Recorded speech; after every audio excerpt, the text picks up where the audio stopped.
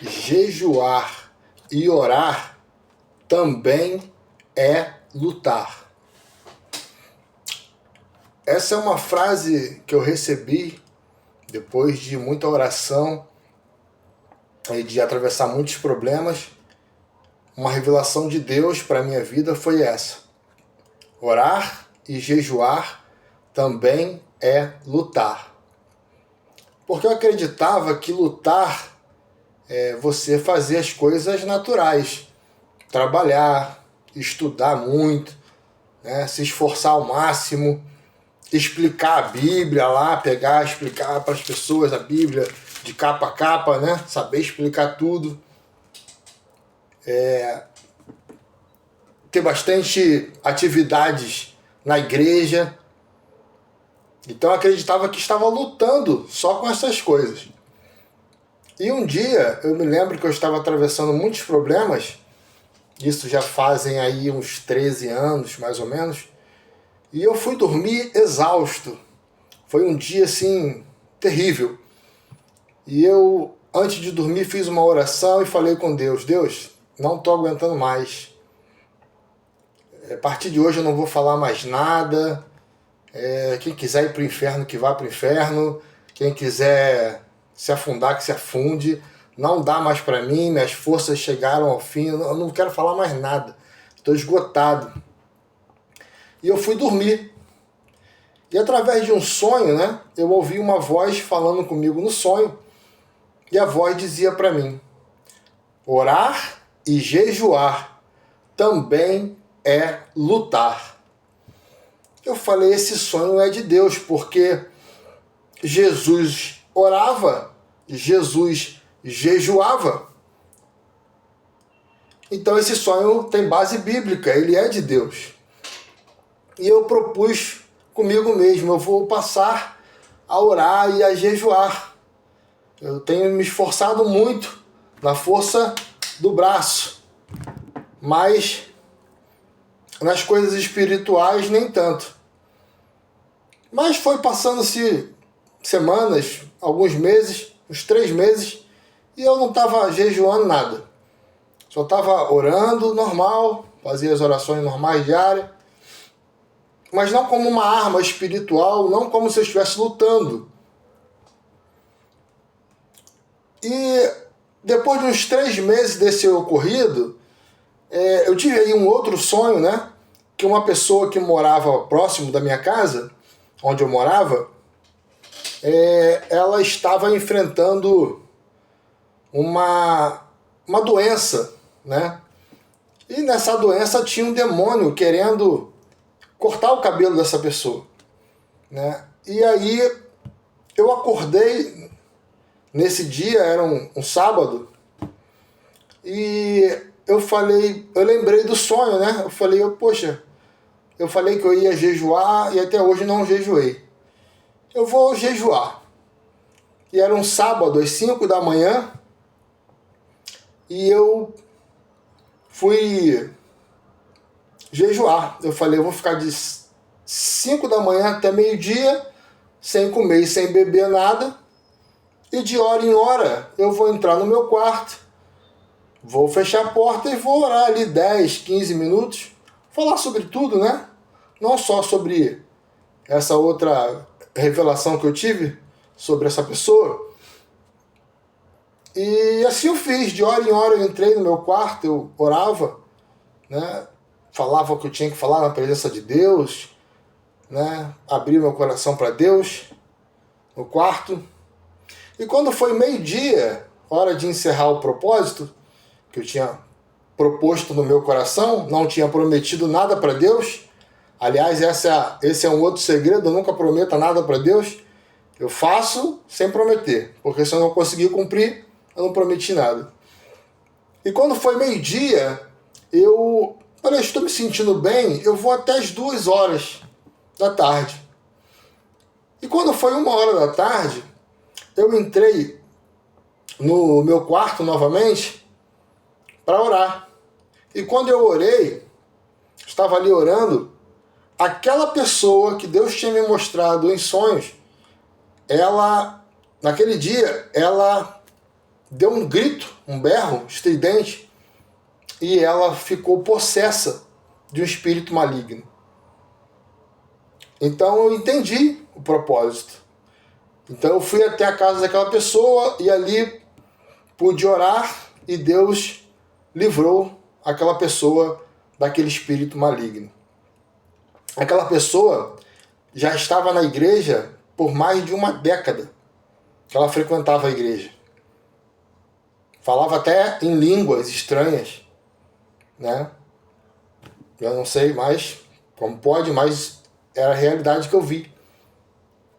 E eu entendi que quando eu oro e jejuo, eu também estou lutando. Eu queria deixar aí essa experiência como uma arma espiritual para a sua vida. Quando as coisas estiverem muito difíceis, quando estiver acontecendo coisas estranhas, tem gente até que vê vultos dentro de casa, pessoas que o casamento nunca está sempre com problemas, um não entende o outro, sempre parece que fala uma coisa, o outro entende outra coisa. Seu trabalho às vezes não está rompendo, as coisas são muito difíceis. Tira um período para jejuar. Talvez você precise fazer isso para que Deus te mostre quem é que está te prejudicando. Talvez Ele vai te mostrar em sonhos. Não sei da forma que Ele vai te mostrar, mas Ele pode te mostrar. Então, mas isso tem base bíblica? Tem. Aqui em Mateus, capítulo 17, a partir aqui do 19, né? Mas eu quero ficar aqui no 21, que Jesus disse assim aos seus discípulos de Jesus, que andavam com Jesus. Você quer pessoas mais crentes que essas? Elas andaram lado a lado com Jesus. Se tinha alguém que podia expulsar os demônios, eram aqueles discípulos. Mas o texto diz, depois você pode conferir, lá a partir do Mateus capítulo 17, você lê todo o capítulo, que você vai entender bem, que um homem levou o seu filho. Você imagina o desespero desse homem, que há muitos anos o demônio se apossava daquela criança. E ninguém resolvia. Os sacerdotes não resolviam. O templo de Salomão não resolvia. Os fariseus e todos os zeus lá não resolviam.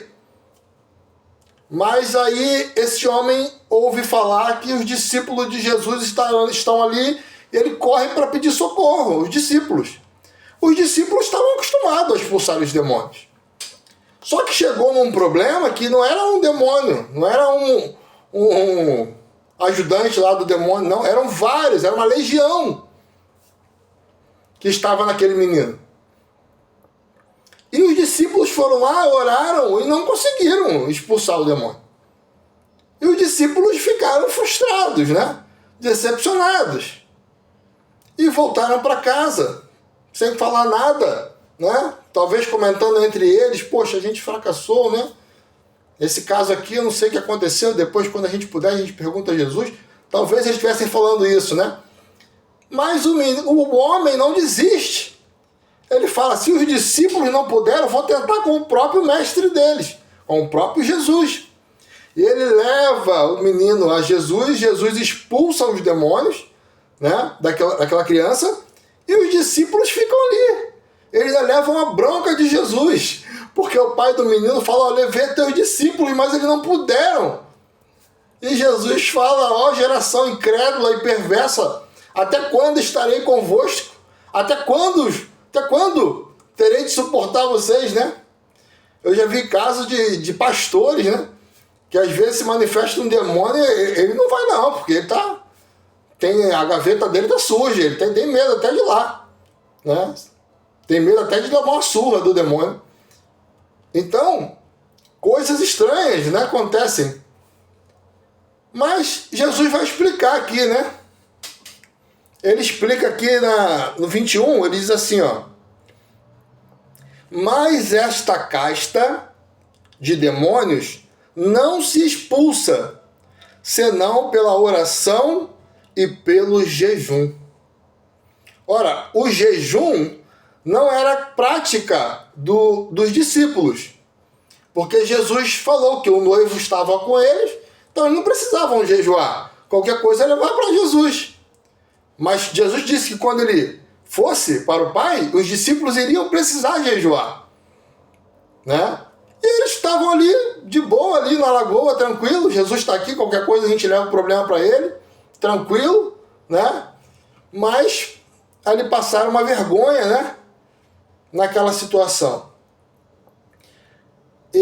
Então Jesus vai e explica, olha, essa casta de demônio não se expulsa senão pela oração e jejum. Talvez há problemas na nossa vida que trabalhando a gente resolve, estudando a gente resolve, falando com alguém a gente resolve. Mas há problemas que você pode fazer o que você quiser, não resolve. E aí entra a prática da oração e do jejum. Oração é diária. O profeta Daniel, a Bíblia diz que ele orava 3 vezes por dia, né? Às vezes, fizeram uma pesquisa aí nos Estados Unidos e levantaram que líderes de grandes igrejas não passavam 20 minutos por dia em oração. Isso é preocupante, né? Então, fica aí como uma arma espiritual para a tua vida. Talvez abençoe a tua vida como abençoa a minha. O jejum a gente pratica em algumas situações, como situações que estamos em situações difíceis, que não conseguimos resolver. Pode ser um dia na semana, um dia por mês, o que você puder, como você puder. Talvez só 5 horas, né? Talvez 12 horas, o que você puder, dentro da racionalidade, dentro sem perder a razão. Então, eu quero deixar essa palavra que talvez abençoe a sua vida também. Quando a coisa estiver feia aí, procura, antes de ficar feia, né? Você já vai orando todos os dias, tira momentos para você ficar sozinho com Deus. Nada pode substituir isso aí. Ah, mas eu já vou à igreja. Os discípulos eram colados com Jesus. Ah, mas eu já faço isso, faço aquilo. Fica sozinho com Jesus. Abre o coração para Jesus. Expõe toda a sua vida para Jesus. Quantas vezes? Quantas vezes forem necessárias. Ah, mas eu já oro no metrô, eu oro andando na rua. Tá bom. Mas é importante um momento em que você possa ficar sozinho no local fechado com Jesus, onde você possa chorar sem a preocupação dos outros estar vendo. Uma coisa muito ruim que eu tenho percebido e me incomoda muito é a pessoa vai orar e tem um grupo de pessoas do lado, então a pessoa ora e fica horas e horas orando. Sabe? Eu desconfio disso aí. Parece que quer se aparecer, quer se mostrar, né? Para outra pessoa. É meio complicado. Mas quando você está sozinho, alguém disse até que a coletividade mata a individualidade com Deus. Então, quando você tiver, procura tirar um horário, um pouquinho na parte da manhã, ou na parte da noite, ou os dois, ou também à tarde, um momento de 10 minutos, 15 minutos, que seja, o que você puder, mas que você fique sozinho com Deus. Às vezes o marido vai orar perto da esposa, ele não pode rasgar o coração. A esposa vai orar perto do marido, também é a mesma coisa. Tem um momento de oração em família? Tem, é bom que tenha. O culto em família, tudo isso é bom. Mas há um momento que você não pode perder, que é o momento de você ficar sozinho com Deus. Você já viu quando alguém pega o microfone para orar na igreja, orar numa reunião de família? Olha, é uma oração assim que você fica até com medo. Né? Você fala, jamais eu vou fazer não tem como fazer uma oração dessa aí. Eu não quero nem pegar nem a oportunidade para orar, porque o cara orou tão bem que, né? Mas quando você fica sozinho com Deus, aí você rasga o coração. Isso é uma oração de verdade. Eu desconfio de todo mundo que faz oração em público, que dá esmola em público, que dá coisas e filma. Eu desconfio de todo mundo que faz isso aí. Porque para mim tá querendo aparecer. Tá querendo honras humanas, né? E quem quer a bênção de Deus, quem quer a presença de Deus, vai precisar ficar sozinho com Deus. Os discípulos andavam com Jesus. E mesmo assim, algum momento da vida deles lá, eles tiveram problemas. E Jesus vem ensinar a gente essa arma espiritual. Tá bom? Então, para reforçar, eu vou falar novamente. Se você esquecer de tudo que eu falei, grava isso aí. Orar e jejuar também é lutar. Tá bom? Que Deus abençoe muito a sua vida, em nome de Jesus.